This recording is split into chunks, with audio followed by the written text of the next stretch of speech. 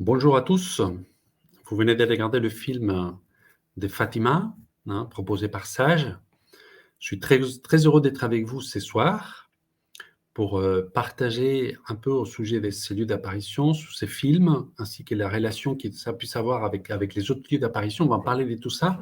Mais avant, pour être sûr, si vous m'entendez bien, si vous me voyez bien, est-ce que vous voulez bien sur le chat indiquer de la ville dans laquelle, depuis vous de regarder, vous êtes en train de regarder ces lives actuellement. Voilà, vous notez juste la ville ou le village. Voilà, donc c'est à vous. Donc, comme ça, je vais voir apparaître un peu. C'est toujours intéressant de savoir depuis où vous avez regardé ces films, depuis chez vous. Voilà, de Montréal, d'Oulgat, d'Arles, de Reims. Ah, mais c'est merveilleux. Voilà. Mais encore d'autres, si vous voulez bien noter. Alors, moi-même, ce soir, je suis avec vous depuis Bordeaux. Voilà. Ou d'Aix-en-Provence, de Boulogne-sur-Mer, de Paris, de Lausanne, de Colombes. Bon. Balvonne, dans le 06. Bien, alors, vous venez de regarder ces films sur Fatima. Et ce qui est très important, de voir quand même mettre Fatima dans son contexte. Mais avant cela, si vous voulez, et avant de rentrer dans le vif du sujet, je vais me présenter. Donc, je suis Damien Sanchez. Je travaille le sujet des apparitions mariales depuis de nombreuses années, depuis fort longtemps. Et je vais même publier un livre dont je vous parlerai tout à l'heure, préfacé par Monseigneur Marcaillé, évêque de Bayonne. Et moi, ce sujet des apparitions, ça m'a toujours intéressé et très vite, je fais le lien entre les différentes apparitions, là où la Vierge Marie donne un message au monde, dont c'est Fatima, et la relation existante avec les Saintes Écritures. Voilà. Et plus tard, je vais découvrir, lors d'un message qu'elle va donner à Medjugorje, la Vierge Marie, où elle dira, en 1991, lisez les Saintes Écritures pour découvrir le sens de mes messages. Alors, Fatima, eh bien, c'est une apparition capitale, c'est une apparition extrêmement importante, et en même temps, c'est une apparition toujours très mystérieuse pour cette histoire des secrets. On en parlera tout à l'heure, le fameux troisième secret de Fatima. Voilà. Donc, c'est une apparition qui a toujours beaucoup de succès, on va dire ça comme ça, et c'est une apparition qui intrigue. Mais dans cette apparition, vous avez vu dans le film, d'abord, et ce qui est le plus important à retenir, eh bien, c'est toute la partie spirituelle. Le message que la Sainte Vierge veut nous donner à chacun de nous. Il y a un message pour le monde, mais il y a aussi un message qu'elle nous donne à chacun de nous. Alors, je vous propose d'écrire dans le chat, si vous voulez bien, quel est l'élément qui vous a le plus touché du film. Voilà, au niveau spirituel. Est-ce que c'est la souffrance des fillettes, la persécution, la fidélité malgré cela? Est-ce que c'est la persévérance? Est-ce que c'est la présence des maris? Est-ce que c'est... voilà, allez-y, je vous invite à noter ça parce que c'est toujours mystérieux ce qui se passe dans les cœurs après de regarder un film de la sorte. Et comme je vous disais, c'est une apparition tellement importante où il y a des millions de personnes qui vont tous les ans là-bas à Fatima, qui ont passé par là, même les papes, même Jean-Paul II, donc, puisque, et comme vous le savez, il a vécu l'attentat en 13 mai 1980, jour de la fête de Fatima, et après s'est rendu à Fatima, rendre grâce, et il va déposer la balle qui lui a été extraite de son ventre pour qu'elle soit mise dans la couronne de la Vierge Marie là-bas. Alors, vous parlez de la fidélité des enfants, la certitude, la foi des enfants, le sacrifice, la prière et le rosaire. Exactement. Voilà, effectivement, la prière pour les pécheurs. Eh bien, à Fatima, la Vierge Marie nous a fait une très grande catéchèse et il évoque des sujets essentiels dont parfois on n'entend pas énormément parler aujourd'hui. Vous évoquez aussi, Bernadette, le sacrifice, l'espérance, la prière pour les pécheurs. Eh bien, Marie elle va nous faire une catéchèse là-bas dans laquelle il va être question d'existence des anges, puisque, vous l'avez vu dans le film, dans l'histoire de Fatima, eh bien, il y a l'ange, on dit l'ange du Portugal, c'est comme ça qu'il s'appelait lui-même, qui va se manifester aux enfants l'année qui a précédé l'apparition de la Sainte Vierge. Il les a préparés. Et il leur a apporté la communion. Il leur a appris aussi la prière qu'on récite à la fin du chapelet. Ô bon Jésus, pardonne-nous nos péchés, préservez-nous du feu de l'enfer, conduisez au ciel toutes les âmes, surtout celles qui ont le plus besoin de votre sainte miséricorde.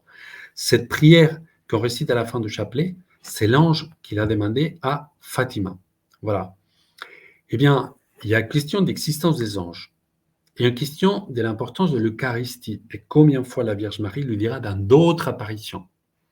Même en France, appel voisin pour ceux qui connaissent, elle dira à la Vierge Marie une confidence à la voyante, à Estelle, il lui dira ce qui fait le plus souffrir, c'est le manque de respect à l'Eucharistie. Eh bien là-bas, ce sera beaucoup de questions d'Eucharistie. Et c'est une sacré message qui nous donne le ciel, de voir que l'ange, il apportait tous les jours la communion aux enfants. Voilà. Il les faisait communier souvent. Eh bien, c'est une invitation du ciel pour qu'on aille le plus souvent possible recevoir la communion. Hein. Donc aussi en semaine, qu'on puisse avoir accès à recevoir l'Eucharistie, par exemple. Il est question aussi de la notion du sacrifice, et vous êtes plusieurs à le noter, ici dans le chat, donc qui nous marque beaucoup, c'est cette attitude des sacrifices où les enfants ont dit oui tout de suite. Ils porteront des cordes pour se sacrifier pour les pécheurs, et même la Vierge Marie nous dira, s'appelez à Dieu vos sacrifices, mais ne portez pas la corde la nuit. Voilà, il faut quand même pouvoir dormir, pouvoir se reposer. Mais le ciel nous invite à cette notion de sacrifice, soit de sacrifice qui peut venir spirituel, pour une souffrance spirituelle qu'on vit, ou par rapport à une personne qui nous est proche, qui nous fait beaucoup souffrir, soit une souffrance par rapport à une maladie, ou une souffrance que nous-mêmes on cherche à vivre, c'est privé de quelque chose, où là les enfants carrément parfois ils portaient cette corde. Donc ça nous montre le côté, l'intercession qui peut apporter vraiment cette notion de sacrifice. Voilà, les mérites de la souffrance. Il nous parle de l'importance aussi de l'existence du ciel, du purgatoire et de l'enfer, puisque les enfants sont amenés à visiter cet endroit-là, c'est-à-dire surtout l'enfer, ils verront aussi le ciel, et à un moment donné, ils posent des questions, n'apparaît pas dans le film, mais ils posent des questions. Est-ce que telle personne, elle est déjà au ciel? Est-ce que personne, et la Vierge Marie, à un moment donné, dira sur Amélia, une question il sera posée, non, elle est au purgatoire. Voilà, il est encore au purgatoire. Donc, ça nous rappelle l'existence de ces éléments-là. Il nous parle donc de la communion des saints. Bien entendu, la puissance du chapelet. La Vierge Marie priera le chapelet avec eux. Il va reprendre, comme vous avez vu, donc à François, parce qu'il ne priait pas bien le chapelet. Donc, c'est une invitation, même à Lourdes. On voit que la Vierge Marie, elle apparaît aussi avec le chapelet, elle prie avec Bernadette. Et le ciel, et vous savez, il rêve que d'une chose, c'est qu'on prie, on soit fidèle à notre chapelet, et surtout, si c'est possible, en famille, vraiment en famille. Plus tard, dans d'autres apparitions, la Vierge Marie le dira, comme à Matthieu Corrier, l'importance de la prière communautaire. Donc ici, c'est la même chose.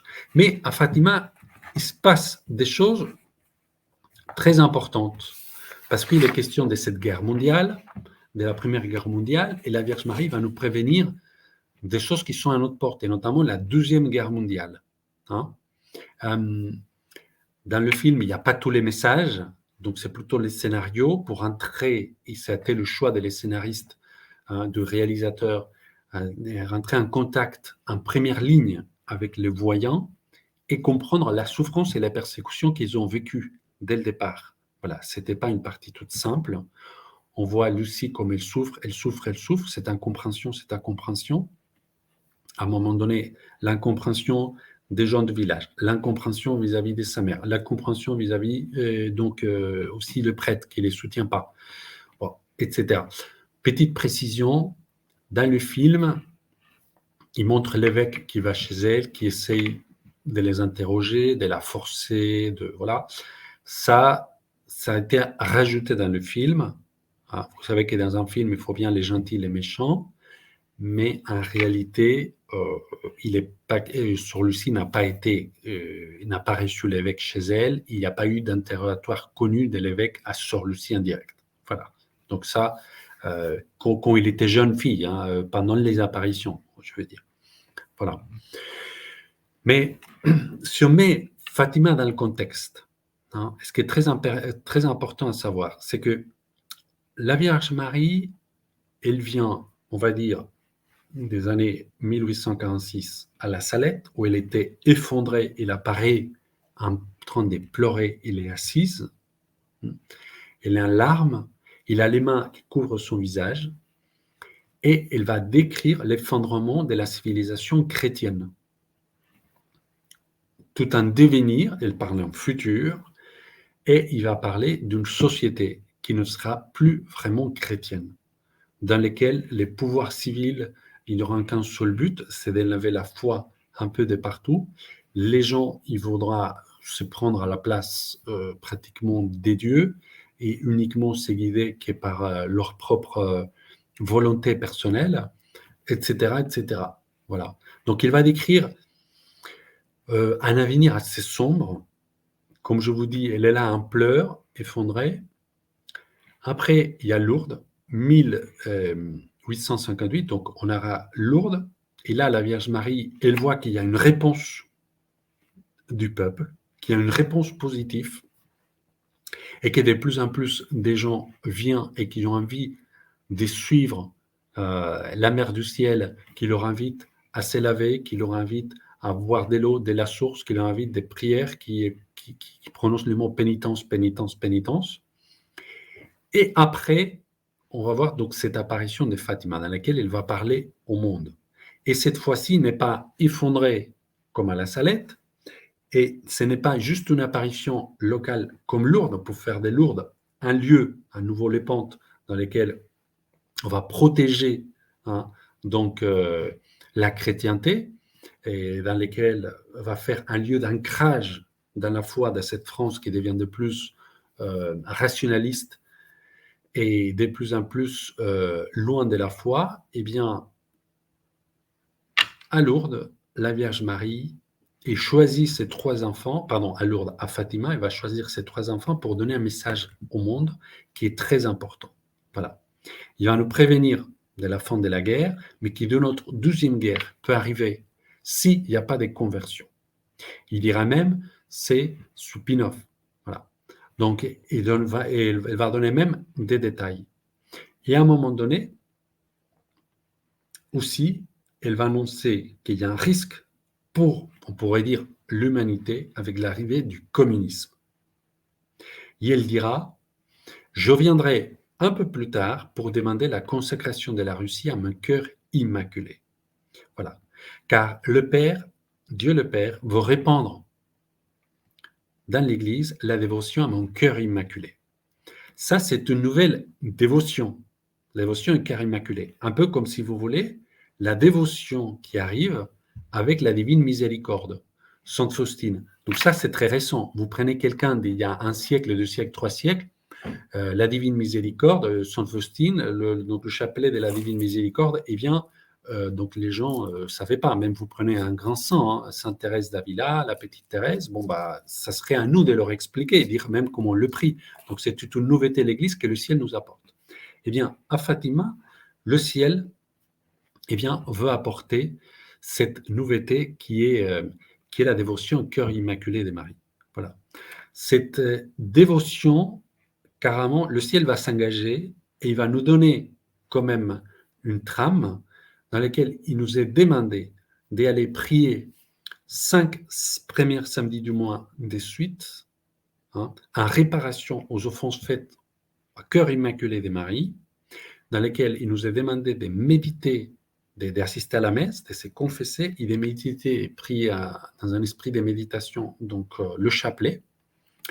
Et le ciel, à ce moment-là, s'engage dans cette promesse de salut vers les âmes qui vont avoir cette dévotion au cœur immaculé de Marie. À un moment donné, Sor Lucie, il sera avec Jean-Paul II à Fatima en train de prier sur la tombe des deux pastoraux déjà décédés, Jacinthe et François, et elle éclatera en sanglots. Et elle dira, je échoué, le ciel m'avait demandé de répondre à cette dévotion qui est immaculée, mais ça n'a pas été vraiment répandu. Voilà.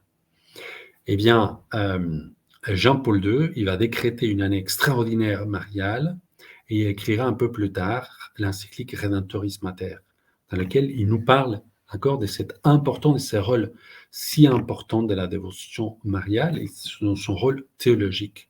Voilà.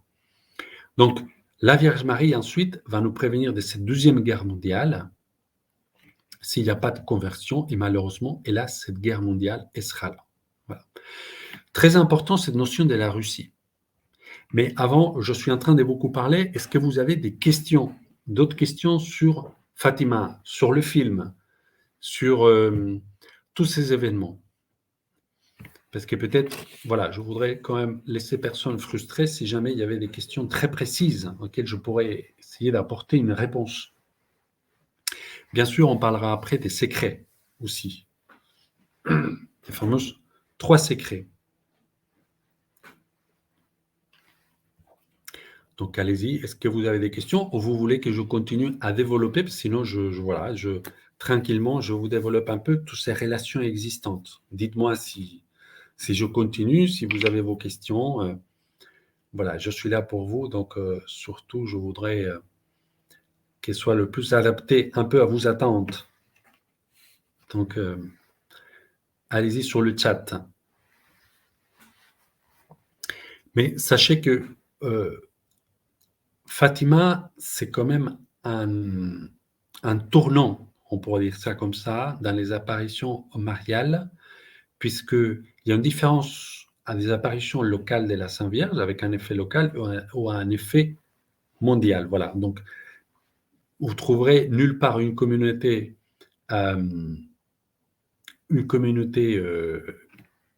catholique, une paroisse, même au fond du Vietnam, partout, qui ne connaissent pas Fatima à n'importe dans quel continent. Vous voyez que même peut-être dans leur paroisse, il n'y a pas une statuette de Fatima. Et ce qui est très beau, c'est qu'on voit ces statues de la Vierge Marie, donc souvent une Vierge Marie couronnée.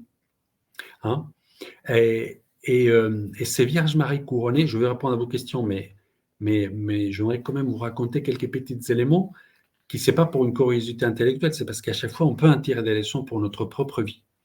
Eh bien, ces statues couronnées de la Sainte Vierge, ça montre qu'on la reconnaît, elle, comme reine. Voilà. Reine, comme on prie dans notre chapelet. Hein. Donc, dans notre chapelet, on prie donc le 5e mystère, Marie couronnée comme reine de tout ce qui a été créé. Donc, le dernier mystère glorieux. Eh bien, la reconnaître comme reine, c'est reconnaître reine aussi dans notre vie, dans notre famille. Et si c'est possible, dans notre travail, encore mieux. Voilà. Eh bien, vous savez que cette couronne de la Vierge Marie à Fatima, qui est remplie de pierres précieuses, sont des femmes du Portugal qui ont envoyé des pierres précieuses, et c'est grâce à ces pierres précieuses qui sont arrivées de tout le pays, voilà, que cette couronne, elle a été extrêmement bien garnie avec tous ces bijoux. Et au Portugal, il y avait le roi et la reine qui étaient en exil parce qu'existait déjà, eh bien, donc cette république qui a été mise en place. Donc ils avaient dû partir, donc le roi et la reine, dans un autre pays. Et suite aux apparitions, eh bien, la reine a renoncé pour toujours à la couronne. C'est-à-dire, même si on devait revenir au Portugal, eh bien, au Portugal, il y aura un roi, mais il n'y aura plus de reine, parce que la seule reine, ça serait la Vierge Marie. Voilà, Notre-Dame de Fatima.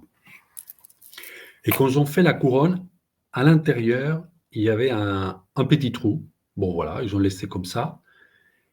Et le jour qu'ils ont extirpé la balle du ventre de Jean-Paul II, et que lui, il a voulu la donner, il l'a portée au Portugal lui-même en personne, hein, ils se sont rendus compte que quand ils ont voulu l'incruster à l'intérieur de la couronne, hein, ça rentrait parfaitement. Il n'y a aucune remodélation qu'ils ont dû faire sur la couronne pour accueillir la balle qui était dans le ventre de Jean-Paul II, comme si c'était déjà écrit. Moi, j'ai eu la chance de voir cette couronne vraiment de près, et avec la balle à l'intérieur, donc on la voit parfaitement. Voilà. Bien, alors, quels sont devenus les parents de Lucia? Eh bien, Vous voyez, ces films, il est très, très, très fidèle aux aux mémoires des sœurs Lucie, hein, donc énormément des choses sont telles quelles c'est arrivé et effectivement, la mère des sœurs Lucie, parce qu'elle était très pieuse, parce qu'elle était très croyante, elle voulait voilà, elle avait du mal, elle avait vraiment du mal à se laisser porter par les apparitions, des craintes et des peurs que ce soit faux. Voilà. Donc, dans sa tête, c'était inimaginable que le ciel vienne s'apparaître à sa fille. Donc, du coup, il voilà, il pouvait pas, prendre ces risques au cas où c'était faux. Eh bien, sœur Lucie, après, il est parti au monastère. Sa maman, il est tombé très malade, jusqu'au point déjà, il était en train de mourir. Sœur Lucie, il l'appelait. Non, pardon, c'est à l'inverse. Sa maman voulait parler avec sœur Lucie, au téléphone. À l'époque, c'était comme ça, donc sœur Lucie, il n'y a pas eu la permission de se mettre au téléphone. Bon voilà, donc c'était une autre époque, c'était une autre règle, c'était les choses comme c'était. Mais sa maman, il n'a jamais cédé et sa maman n'a jamais voulu montrer que finalement il accueillait pleinement cette apparition et qu'il soutenait sa fille par rapport aux apparitions. Donc ça a été une souffrance toujours atroce pour sœur Lucie. Voilà. Alors, Manuel, il est revenu. Oui, il est revenu, sauf qu'il y a un petit détail. En réalité, Manuel, bon, je vous gâche un peu l'histoire, hein, désolé, hein, mais bon, c'est comme ça. Parfois, le film arrange les choses pour vraiment le script, hein, le scénario. Mais Manuel, c'était pas vraiment le frère de sœur Lucie, c'était le frère de Jacinthe et de François. Donc, c'était le cousin donc, de sœur Lucie. Voilà. Mais ça permet de tenir en haleine pendant tout le film avec cette histoire d'Emmanuel. Donc, finalement, il revient. Oui, oui, il revient. Quand vous voyez sœur Lucie partir la nuit et à genoux faire le tour sur le lieu donc, des apparitions, donc ça, évidemment, c'est tout à fait exact. Et au retour, donc sa mère était déjà pratiquement guérie. Voilà. Et, euh, et c'est pour ça que là où se trouve la petite chapelle, donc la première petite chapelle là-bas à Fatima, à côté du chêne, donc des apparitions, là où se trouve cette chapelle, il y a les statues de Notre-Dame de Fatima, eh bien les gens font le tour à genoux, hein, à genoux. Et, euh, et voilà, donc c'est pour continuer la tradition des Sœurs Lucie. Voilà. Alors, maintenant, revenons à cette histoire de la Russie. Hein. La Vierge Marie, elle prévient aux enfants sur ces dangers de la Russie qu'il fallait beaucoup prier pour la Russie. Les enfants ne savent pas ce que c'est la Russie, même ils croient que c'est une femme qui est très pécheresse et qu'il faut beaucoup prier pour elle. La Vierge Marie, donc, il fait que l'enjeu est détail, qui est vraiment majeur, puisque elle va dire « Je viendrai demander la consacration de la Russie à mon cœur immaculé », donc il parle au futur, et c'est grâce à cette consacration qu'on pourra éviter des guerres et des persécutions contre l'Église, par ces moyens de la consacration. Donc vous voyez, donc il nous demande d'une action spirituelle, pas de manifester, pas faire de chaîne de ceci, de cela, c'est vraiment une action spirituelle qui était demandée au pape, faire cette consacration. C'est en 1929 qu'il dit maintenant il faut la faire. C'est maintenant qu'il doit avoir lieu cette consacration. Malheureusement, le pape, il la fera pas.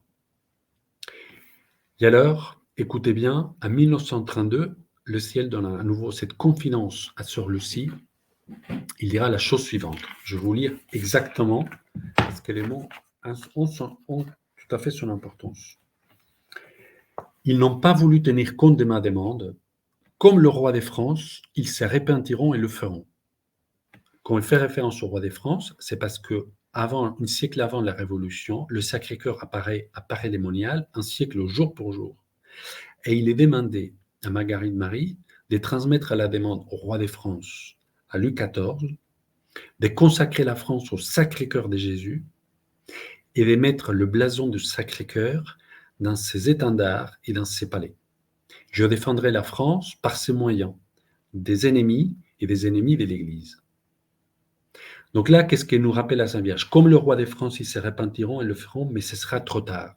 Louis XIV ne le fera pas. Un siècle, jour pour jour, à la Révolution française, et c'est Louis XVI en prison. Hein. Qui se souviendra, il voudra le faire et c'est pas trop tard.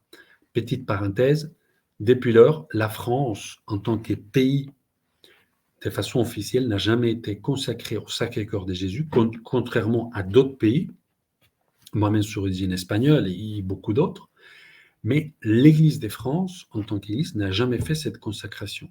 Voilà. Il y a eu des évêques à niveau privé, au niveau local de diocésain qui ont consacré, mais la France, en tant que telle, malheureusement, ça n'a toujours pas encore été fait. Espérons que ce sera pour bientôt. Je continue avec ce qu'il disait le ciel à Sœur Lucie.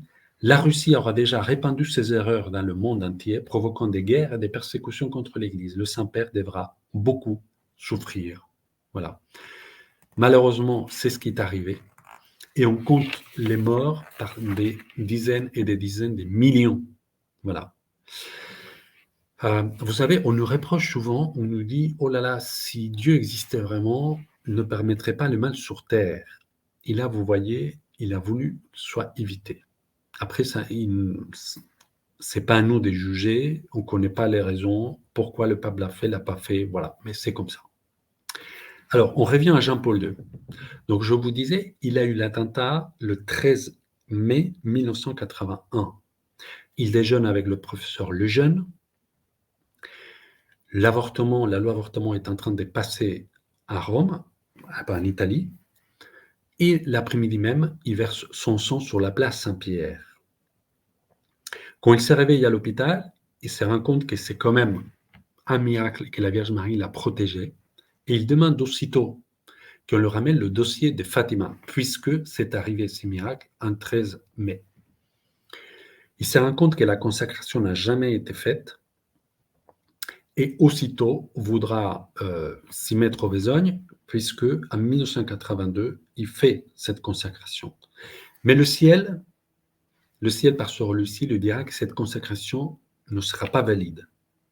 Pourquoi? Écoutez bien, il est important de suivre à la lettre ce que le ciel demande, comme pour le roi de France, comme pour la consacration à la Russie, la première qui devait avoir lieu, qui n'a pas été faite.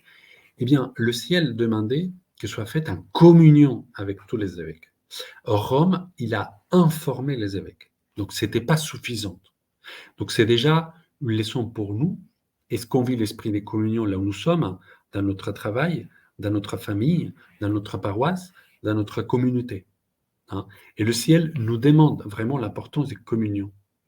Jean-Paul II, il avait développé ça dans le fin des années 90, ou dans l'an 2000, beaucoup insisté sur l'importance de la communion. Eh bien, Jean-Paul II, il recommence en 84. Donc, déjà, c'est quand même très touchant de voir que Jean-Paul II, il obéit à la Sainte Vierge via Sœur Lucie. Il lui dit non, tu dois recommencer, vous devez recommencer à refaire parce que ça n'a pas marché. Voilà, donc eh bien, lui, il s'apprête, même si c'est le pape, comme un bon enfant devant sa maman, eh bien, je recommence. 84, sur la place Saint-Pierre, il fait cette consacration, cette fois-ci entouré d'énormément d'évêques, en communion. Les autres qui ne sont pas sur la place Saint-Pierre, ils seront là en communion, ils sont demandés qu'ils soient en prière, aussi à ce moment-là. Puis le pape, il va envoyer des évêques en cachette, en Russie, pour faire au même moment la consacration depuis là-bas. Voilà. Donc, cette fois, la consacration sur Lucie dira, elle sera valide, hein, selon ce qu'elle va le confier la Sainte Vierge. Et écoutez bien, quelques années plus tard, en 89, sans verser une seule goutte de sang, c'est la chute du mur de Berlin. Et en 91, le jour de Noël, on descend pour toujours le drapeau communiste du Kremlin. Voilà, donc c'est vraiment signé, le jour de Noël, et tout ça sans verser une goutte de sang. La force de la prière, l'importance de laisser le ciel parfois de porter l'initiative et d'obéir à ceux qui nous demandent, à ceux qui nous est demandé. Non. C'est vraiment important, c'est vraiment capital, et ça c'est quelque chose, je pense, qu'on peut appliquer dans notre propre vie. Hein. Nous, on s'angoisse sur l'avenir, eh bien Dieu nous demande la confiance et vivre nos moments présents. Il dit voilà, la providence et l'avenir, c'est comme si ça appartenait plutôt à Dieu à partir du moment où on vit au jour le jour, bien accroché à la volonté de Dieu, ce qu'il nous demande au jour le jour, à chaque jour, ça lui suffit sa peine. Eh bien, cette apparition après, comme je vous disais au début, est entouré de cette histoire des secrets. Voilà. Je vais y venir. Mais est-ce que vous avez d'autres questions? Vous voulez que je continue? Vous voulez poser d'autres questions? Sinon, ça me donne la possibilité aussi de vous toucher un mot par rapport à ces livres que je viens de publier. Je viens vous préparer, Préface de Monseigneur Hayet, dans lequel il est question d'apparition et message de la Vierge Marie pour notre époque à la lumière des Saintes Écritures. J'explique toute la relation qu'il y a entre les apparitions, dont Fatima, très important, mais après il y aura Garavandal, après il y aura Akita au Japon, le lien qu'il y a entre ces apparitions, donc par rapport à la Bible et par rapport à l'époque qui est la nôtre, donc ce qu'on appelle un peu la fin des temps, qui n'est pas du tout la fin du monde, mais la fin d'un temps, la fin d'un temps dans lequel le démon il règne, il campe un peu à notre époque, mais que ces temps va être révolu et on arrive à cette nouvelle Pentecôte d'amour. Voilà. Je vais vous poster ici le livre pour si jamais il y en a qui sont intéressés et je développe tout ça largement. Voilà, donc je le mets sur le chat.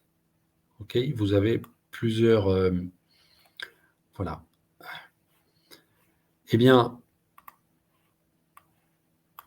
excusez-moi. Voilà. Je vois qu'il n'y a pas d'autres questions.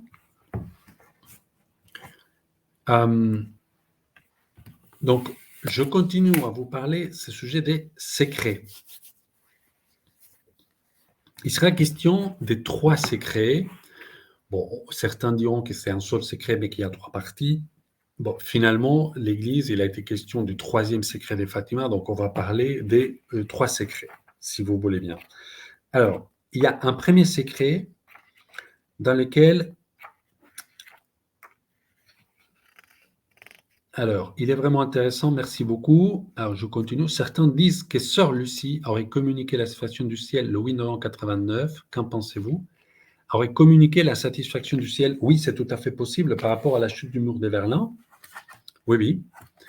Ah oui, oui, c'est tout à fait possible. C'est-à-dire, l'initiative pourrait stopper, parce que vous imaginez bien que des enfants de 8 ans, 10 ans à Fatima, en 1917, ils ne s'en doutaient pas du tout de tout ce qui se passait en Russie, la révolution bolchevique, et que ce soit la Vierge Marie, carrément, qui nous met en garde et qui tout de suite nous met un ordre de bataille pour la prière et qu'il faut contacter le pape et qu'il va falloir lui demander une consacration, eh bien, bah oui, c'est tout à fait ça. Donc, quand c'est la fin de l'Empire soviétique, eh bien, je pense que le ciel souffle parce que, vous imaginez bien, tous ces millions de morts, tous ces camps de goulag, toutes ces persécutions contre l'Église, tous ces...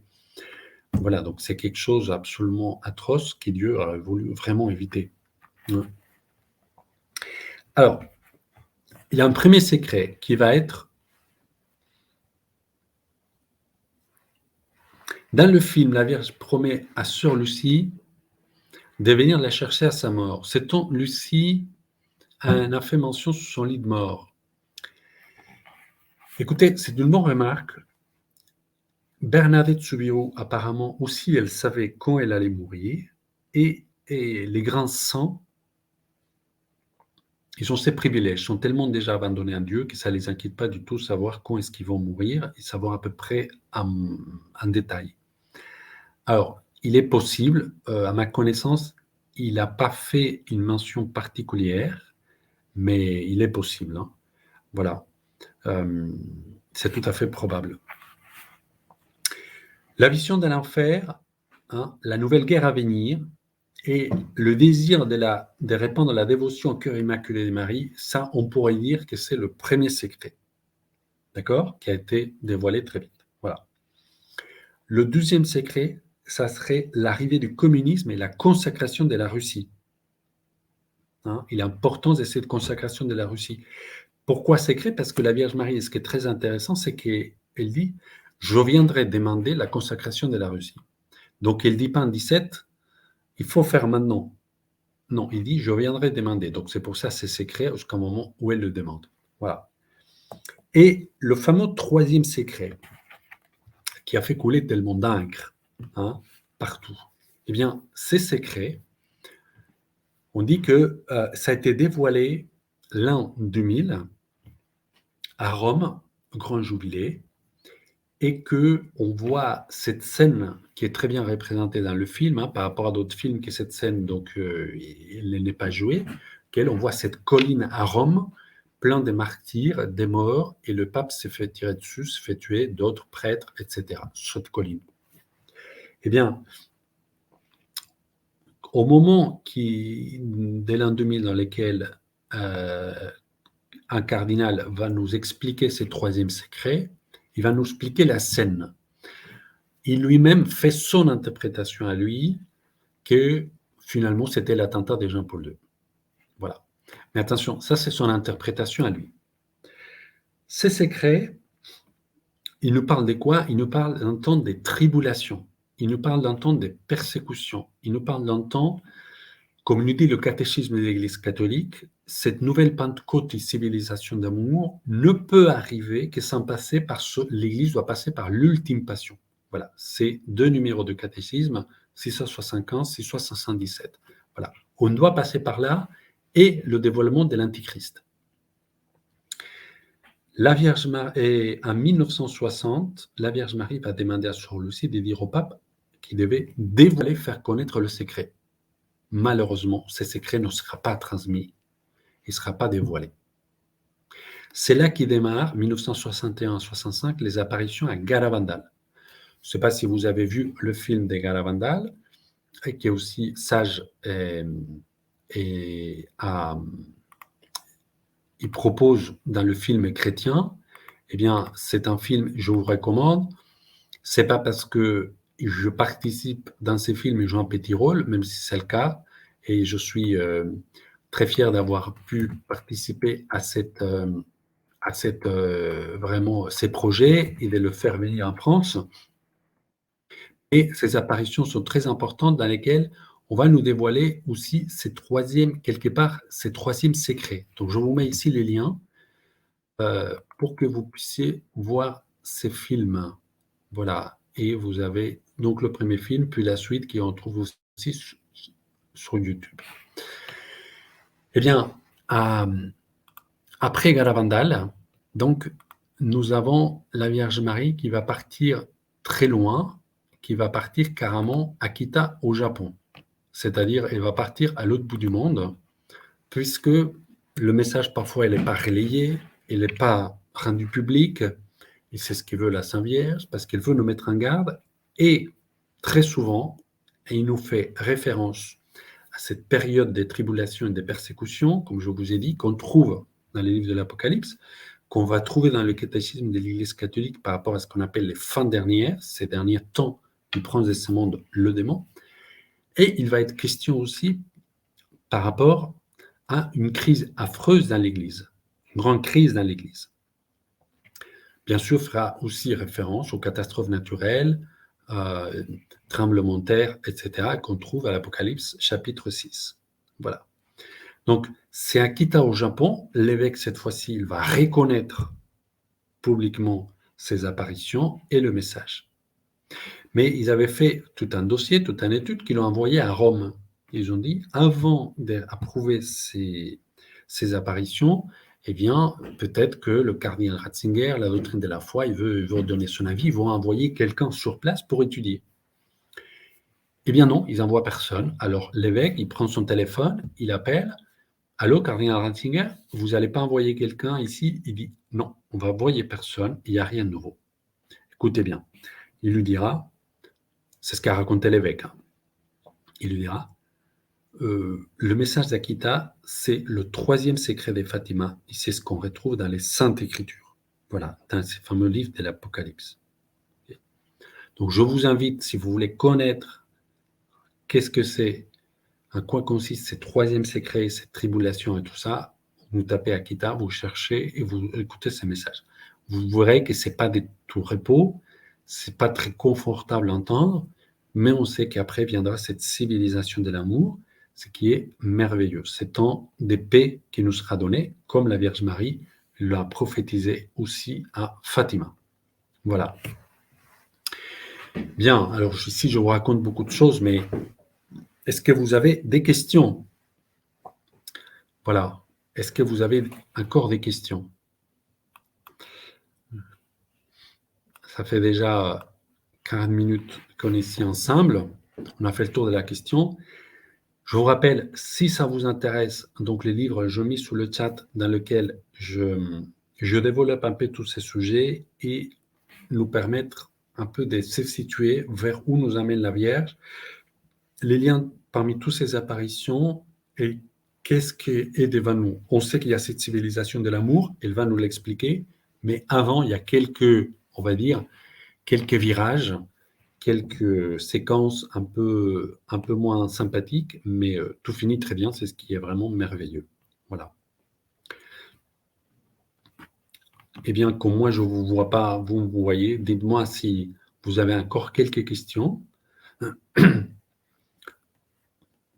que je puisse répondre. Voilà. Alors, moi, si jamais ça vous intéresse, c'est très beau cette prière de consécration qui a récité le pape Jean-Paul II le 25 mars 1984, hein, pour consacrer le monde et la Russie. Eh bien, je le mis dans ces livres, vous pouvez les scanner avec votre téléphone et assister comme si vous étiez à la place Saint-Pierre et vous entendez le pape Jean-Paul II réciter cette prière. Fatima, c'est quand même eh bien, une apparition. Fatima, c'est quand même une. Alors, je vais mettre ici le titre du livre parce que j'ai mis le chat. Donc, les. Alors, attendez, pardon. Je me suis.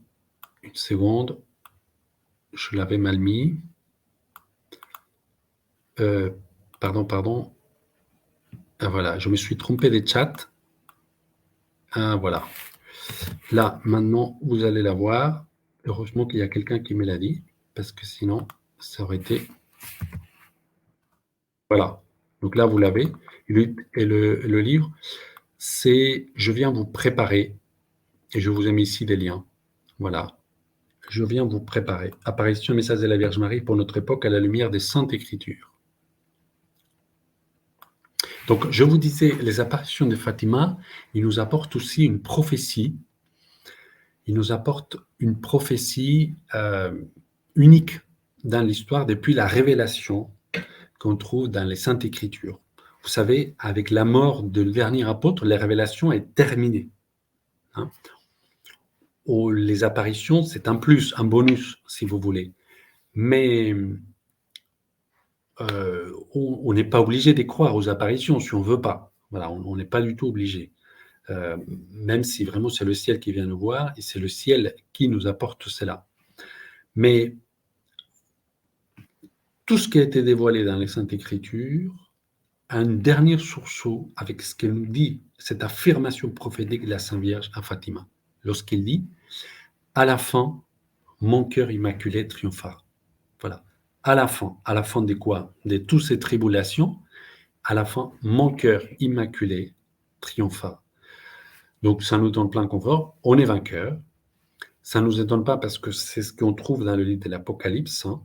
Donc, la femme qui part au désert pour enfanter, encore dans la foi, et qui après, donc, c'est habillée avec le soleil, avec la lune sur ses pieds, eh bien, elle va à nouveau vaincre le démon et enchaîner le démon qu'on nous dit pour 1000 ans. Eh bien, ça doit vraiment nous encourager et nous réconforter dans la foi, à savoir qu'on est du bon côté et qu'à la fin, c'est cette cœur immaculé qui va nous faire. Voilà. Alors, la Vierge Marie, elle fait quoi? Elle rassemble son armée.